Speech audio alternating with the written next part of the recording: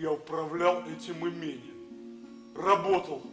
Высылал тебе деньги, как самый добросовестный приказчик. Получал от тебя жалование 500 рублей в год, нищенские деньги. И ты ни разу не догадался прибавить мне хоть 1 рубль. Причем я знал, Иван Петрович, я человек непрактический, я ничего не понимаю. Ты мог прибавить себе сколько угодно.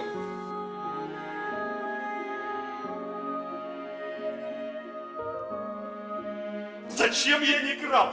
Отчего вы все не презираете меня? За то, что я не крал. Это было бы справедливо. Теперь бы я не был нищим. Не надо, я дрожу. Зачем портить хорошие отношения? Не надо! 25 лет! Я вот с этой матерью, как Кроциков в 400. Все наши мысли и чувства принадлежали тебе одному. Днем мы говорили о тебе, о твоей науке.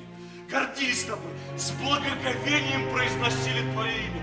Ночи же мы купили на то, что читали журналы и книги, которые я теперь глубоко презираю. Не надо, папа, не надо, Я не понимаю, что тебе нужно. Ты был для нас существом высшего порядка, а твои статьи мы знали наизусть. Я все вижу.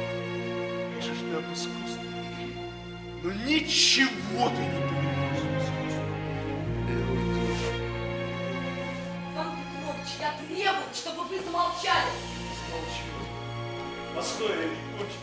Постой! Я не кончил. Ты погубил мою жизнь. Я не жил. Не жил. Твои милости я истребил. Уничтожил в лучшие годы своей жизни. Ты мой злейший враг. Я